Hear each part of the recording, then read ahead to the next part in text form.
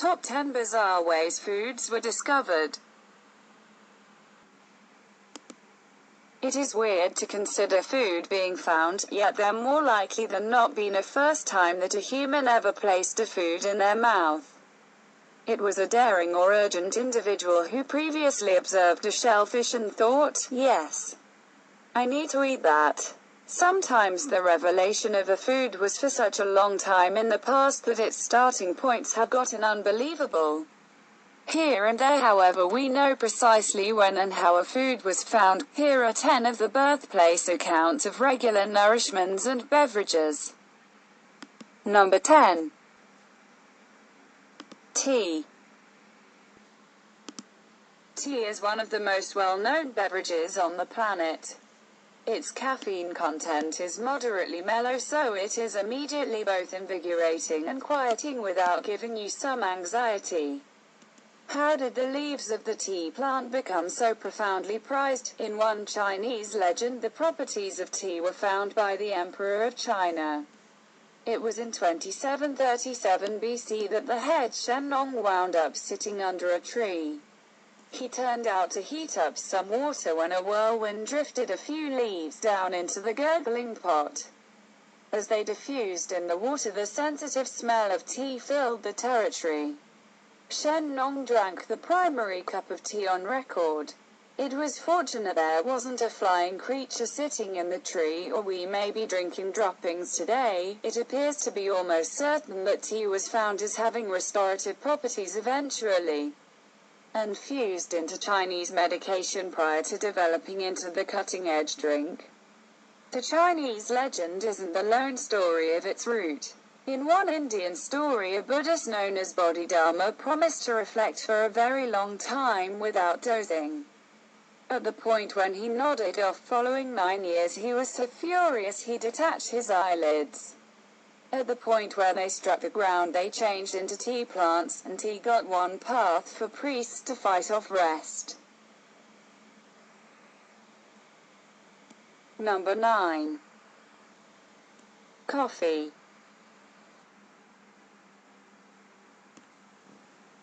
Given that caffeine is profoundly addictive, it is justifiable that tea and espresso have become staples in our everyday lives. Espresso's actual birthplace is lost to the fogs of time, yet the legends of how it was first found are pretty stimulating. In one story from Ethiopia, it was a goat herd called Kaldi who originally saw the remarkable properties of espresso beans. He turned out to be out with his goats when he saw them eating berries from a specific plant and afterward getting playful and jumping about. The goats additionally dozed that evening. At the point when he enlightened neighborhood priests concerning his revelation, they found that espresso caused them keep awake to play out their petitions late at night. In an Islamic story, it was an outcast from Mecca who wound up starving in the desert. At the point when he bit on berries from the espresso tree, his craving disappeared, yet they were excessively severe. So he boiled the beans, yet they turned out to be excessively hard. Next he bubbled them to mellow them, yet rather found the water changing over into a scrumptious mix. Espresso, the beverage, was conceived. Number 8. Popsicles. The popsicle is one of the most essential joys of a truly blistering summer. It appears to be an easy decision of a thought. Take some bright and a heavenly squeeze, push a stick in it, and freeze. Doubtlessly these have existed since the beginning of time. Indeed, we know the specific second they were first created. It was in 1905 when a little fellow called Frank Epperson chose to make some soft drink by blending powdered beverage and water in with the wooden stick. He got diverted, be that as it may, and left his glass of incomplete beverage in the back nursery. At the point when he restored the following morning, the beverage had frozen strong and the stirrer gave it a helpful handle. Epperson named his creation the Epsicle and even picked up a patent on his development that was a frozen dessert of alluring appearance. which can be advantageously burned through without defilement by contact with the hand and without the requirement for a plate, spoon, fork, or another implement. The name Epsicle didn't win numerous fans nonetheless, so it was rechristened as the Popsicle. At the point when it neglected to get Epson much cash flow, he offered the plan to an organization who added a subsequent stick, making the snappable frozen treat we know today. Number 7. Sweeteners. Sugar has been vilified recently as perhaps the worst food that anyone can eat. Before sugar was demonized, it was sugar replacing sweeteners that were thought to be pure evil. Today, most sweeteners have been thoroughly tested by scientists and found to be safe. But it was a lack of lab safety that led to the creation of some sweeteners. Aspartame was discovered when a scientist called James M. Schlatter was working on an anti-ulcer drug in his lab. Needing to turn a page on a book he was reading, he licked his finger. Number 6. Maple syrup.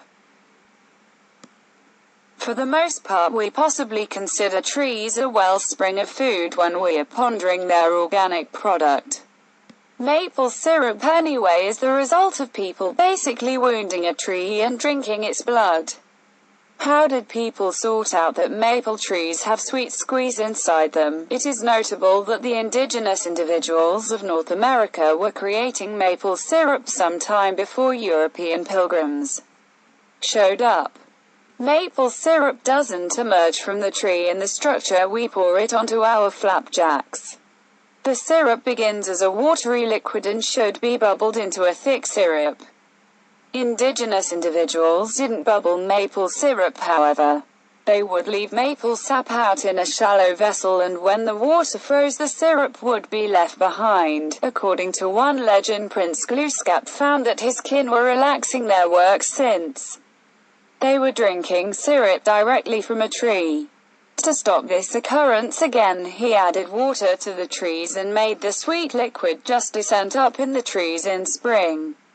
A few clans named Nen or Boju as the god who halted maple syrup shaping in its unadulterated structure in trees. A more reasonable route for maple syrup comes from the story of Mokwa.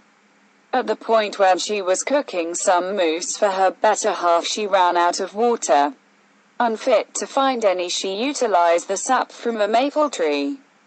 During the cooking, it came down into a syrup that clearly goes truly well with moose meat. Number 6. The sandwich. Sandwiches are one of the most well-known methods of having lunch. For hundreds or thousands of years, bread has been a staple of numerous individuals' weight control plans. A great many people would have most of their calories from bread. A lunch would have been a portion of bread and some other thing to give it a touch of flavor. We can't know who the primary individual was to cut their bread and put their dinner between the cuts yet. We do realize who promoted it. John Montagu, 4th Earl of Sandwich, lived in the 18th century in a Britain that was vigorously dependent on betting. The nobility would invested their energy at the gaming tables, winning, or all the more frequently, losing fortunes. For some, like the Earl of Sandwich, even a second from the table was a second lost. So as opposed to taking a break to eat a supper, he requested the cook to bring him something he could eat without getting up. This ended up being cuts of bread with flavorful fillings between them. The bread halted his hands getting oily. You didn't require a blade and fork. Betting could proceed.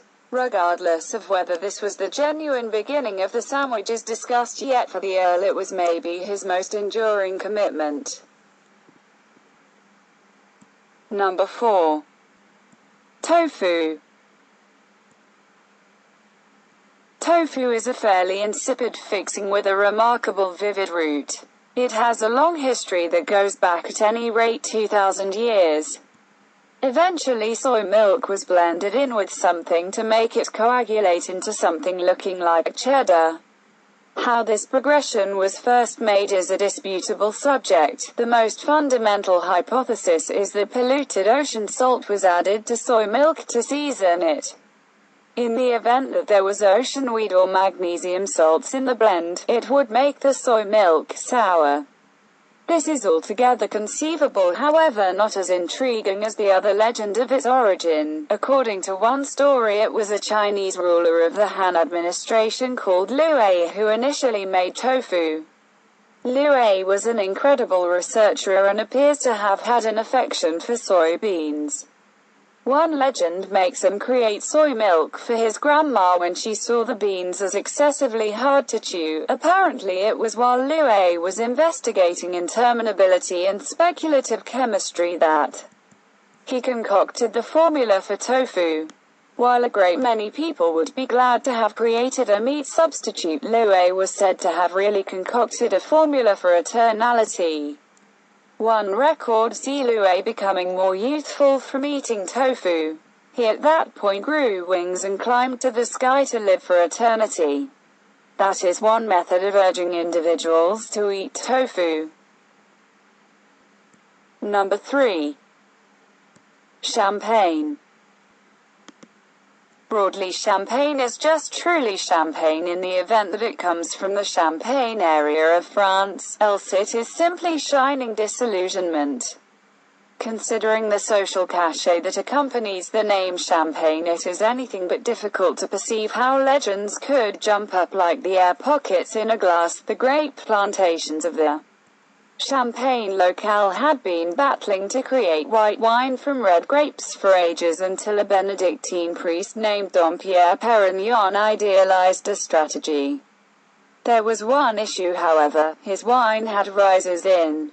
As per legend, the air pockets caused Perignon to shout to his sibling priests, "Come rapidly. I am tasting the stars." In truth, it appears to be that Dom Perignon invested most of his energy attempting to dispose of the air pockets in his wine. Another legend about champagne is that the state of the Champagne Roadster was designed according to the bosoms of Marie Antoinette or Madame de Pompadour. Perhaps the best fantasy about champagne is that it was the main shining wine. Any individual who has attempted home fermenting will realize that you can regularly get undesirable air pockets in your jugs.